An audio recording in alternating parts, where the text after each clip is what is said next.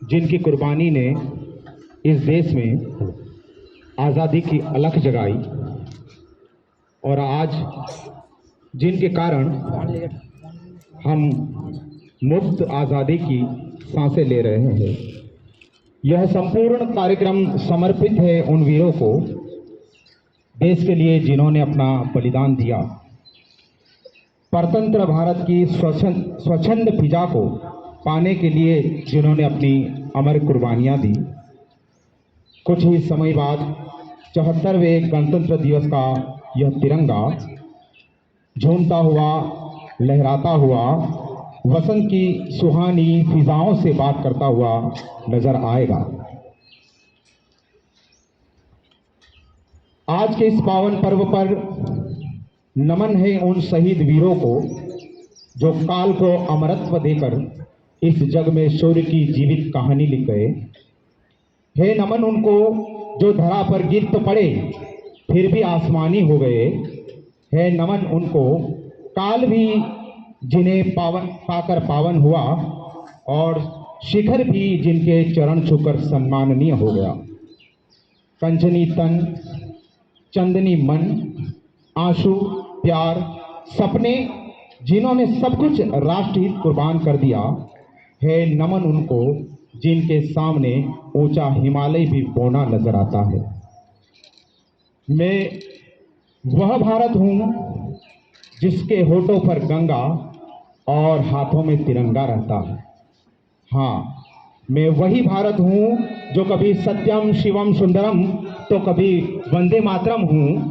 हाँ, मैं वही भारत हूं। सुप्रभात, प्रणाम, नमस्कार आप सभी को पुनः एक बार भारत के 74वें गणतंत्र दिवस की ढेर सारी शुभकामनाएं।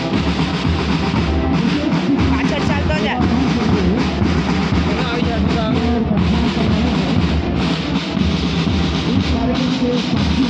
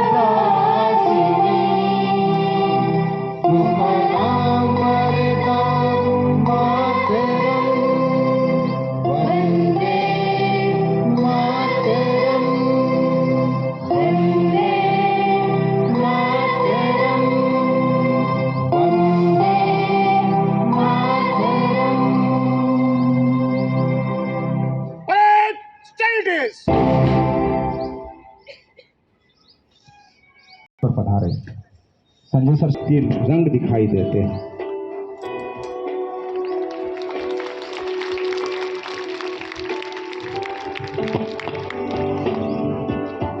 सभी अतिथि श्रियों का तहे दिल से हार्दिक स्वागत।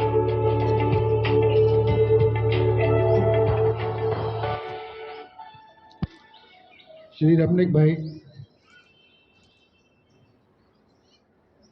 other dignitaries on the dais, my dear staff members and the students, आज सबको इधर ग्राउंड में 26 जनवरी की जो हम सेलिब्रेशन कर रहे हैं उसको देख करके मुझे बहुत खुशी है और आप सबको, हम सबको 26 जनवरी की हार्दिक शुभकामनाएं, बसंत पंचमी की हार्दिक शुभकामनाएं। आज का दिन हम सभी को याद दिलाता है कि किस तरीके से हमारे grand parents and the others how they succeeded in getting the freedom, और किस तरीके से ये कॉन्स्टिट्यूशन लिखा गया जिसमें काफ़ी साल लगे। डॉक्टर भीमराव अंबेडकर इसके चेयरमैन थे।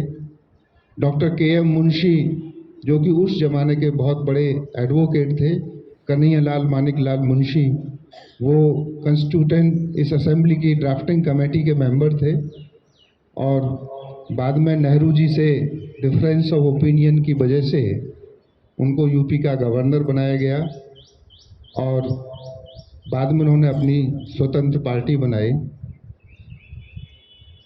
के मुंशी जी का योगदान स्पेशली जो हैदराबाद एस्टेट थी उसको डिसॉल्व करने में बहुत बड़ा योगदान उनका रहा।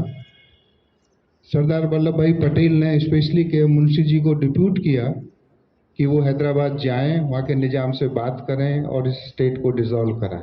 ही has a very important role in to it. और आपको शायद कितने लोगों को मालूम है या नहीं है कि जब हमारा ये कॉन्स्टिट्यूशन लिखा गया तो ये कॉन्स्टिट्यूशन बाई हैंड लिखा गया, इसमें किसी तरह की कोई मशीनरी यूज़ नहीं हुई। जब कॉन्स्टिट्यूशन तैयार हुआ प्रिंटिंग के लिए, जब इसको भेजा जा रहा था तब पंडित जवाहरलाल नेहरू ने कहा कि इसको हम हैंड रिटन कॉन्स्टिट्यूशन होगा। और उस जमाने में जो उस जमाने के जो बहुत बड़े कैलीग्राफी में जो स्पेशलिस्ट थे, प्रेम बिहारी रायजादा, उनको ये जिम्मेदारी दी गई कि आप इस कॉन्स्टिट्यूशन को लिखिए, इटैलिक में लिखिए, इटैलिक स्टाइल में लिखिए। कॉन्स्टिट्यूशन को इंग्लिश में लिखा गया। प्रेम बिहारी उस जमाने के बहुत बड़े फेमस कैलियोग्राफी थे। तो जब पंडित नेहरू जी ने उनसे पूछा कि आप इसका कितना चार्जेस लेंगे, तो उन्होंने कहा कि ये देश सेवा है, इसका मुझे कोई भी चार्ज नहीं लेना है, निःशुल्क सेवा करनी है, पर मैं ये चाहता हूँ कि हर एक पेज पे मेरा नाम नीचे लिखा जाए और लास्ट में जो पेज है उसमें मेरा और मेरे दादाजी जी का नाम लिखा जाए।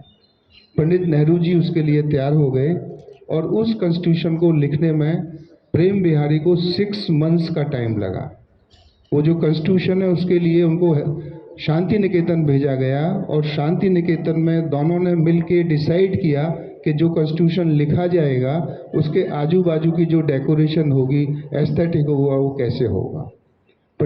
प्रेम बिहारी को 6 मंथ्स लगे वो कॉन्स्टिट्यूशन लिखने में, और जो कि करीब उसमें स्पेशल पेपर यूज़ किया गया और उसकी जो साइज़ थी वो 16 इंच बाई 22 इंच थी और उसमें वो डेली लिखते थे और उसमें करीब 400 इंक पेन यूज़ हुए।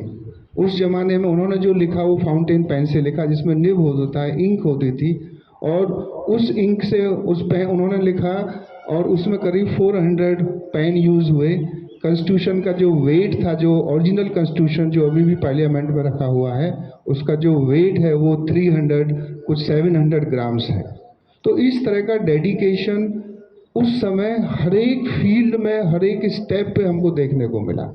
उस समय जो देश के अंदर जो यूनिटी थी, जो एकता थी, जो भाईचारा था, वो एक अपने आप में बहुत सराहनीय है। आज तक ऐसा हमने पढ़ा है लेकिन ऐसा देखा नहीं है।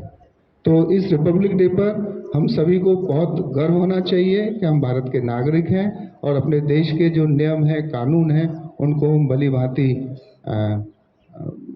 फॉलो करें और एक सफल नागरिक बन के दिखाएं। थैंक यू, धन्यवाद।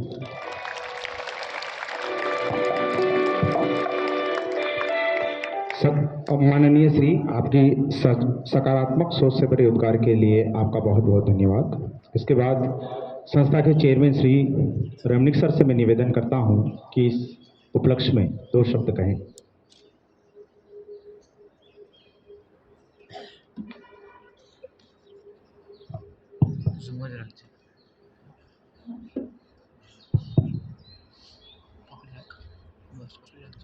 आज के ये गणतंत्र दिन यानी कि हमारे लिए पवित्र दिन,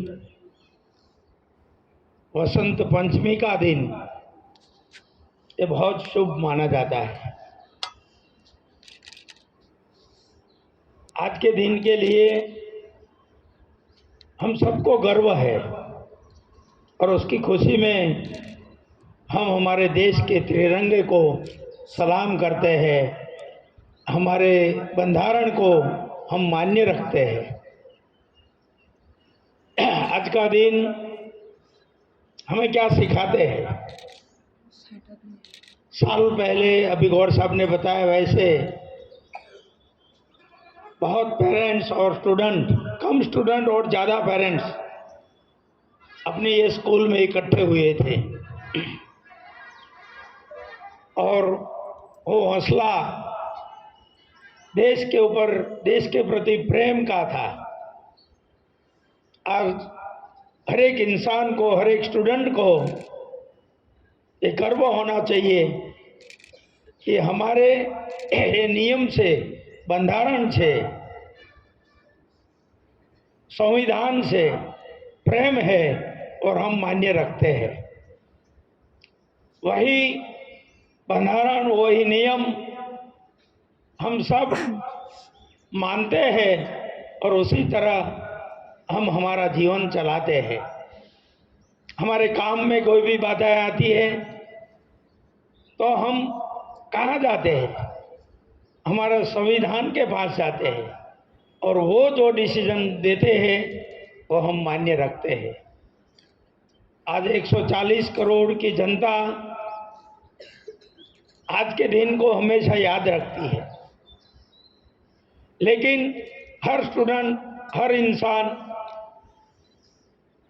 आज के दिन में से ये प्रार्थना करे, ये प्रतिज्ञा करे कि हर एक दिन हमारा ऐसा ही हो और हर एक दिन हमारे देश के ऊपर, तिरंगे ऊपर हमारा प्रेम बना रहे।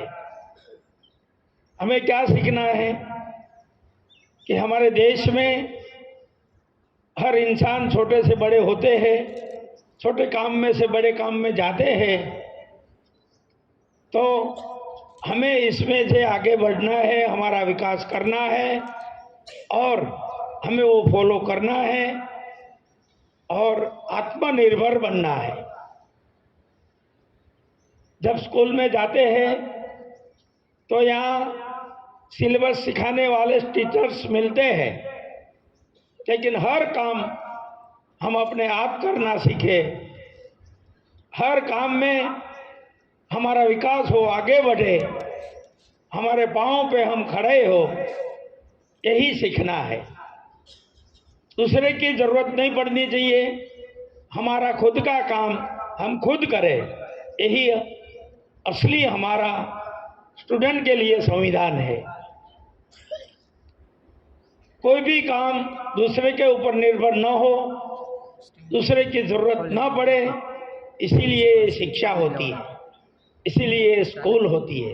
ये सीखने के लिए, आगे बढ़ने के लिए हमें आज प्रतिज्ञा करनी है कि हमारा खुद का काम हम खुद करें। हमारे खुद के जीवन में आने वाली तकलीफें हैं, जो प्रॉब्लम्स है, उसका सॉल्यूशन भी हम खुद करें, यही प्रतिज्ञा करके हमें आगे बढ़ना है। ये सब करने के लिए तैयार है अगर, तो हमारा विकास और हमको आगे जाने में कोई नहीं रोक सकता। इसीलिए छोटे से छोटा काम बड़ा होने तक हम उसके साथ लगे रहे और करने की कोशिश करें, प्रयत्न करें कि हमारा काम खुद हम करेंगे ही। ये प्रतिज्ञा करके आज के ये पवित्र दिन की आप सबको बहुत बहुत शुभकामनाएं। जय हिंद, जय भारत। आपके सुंदर और प्रेरणादायक वचनों के लिए माननीय श्री आपका बहुत बहुत धन्यवाद। इन दो पंक्तियों के बाद, इन दो शब्दों के बाद हम आपसे विदा लेंगे। ये भारत, ये पेड़, ये पहाड़, ये नदियाँ या ये जमीन का टुकड़ा भारत नहीं हो सकता। मैं मानता हूँ कि इस देश का हर बच्चा, इस देश का हर नागरिक अपने आप में एक भारत है, अपने आप में एक हिंदुस्तान है। देश का मतलब लाल किला नहीं हो सकता, देश का मतलब पार्लियामेंट या संसद नहीं हो सकता, देश सेवा का मतलब सड़कों पर उतरकर लोगों की सेवा करना ही नहीं हो सकता, देश का मतलब केवल सरहद पर जाकर गोली खाना ही नहीं हो सकता।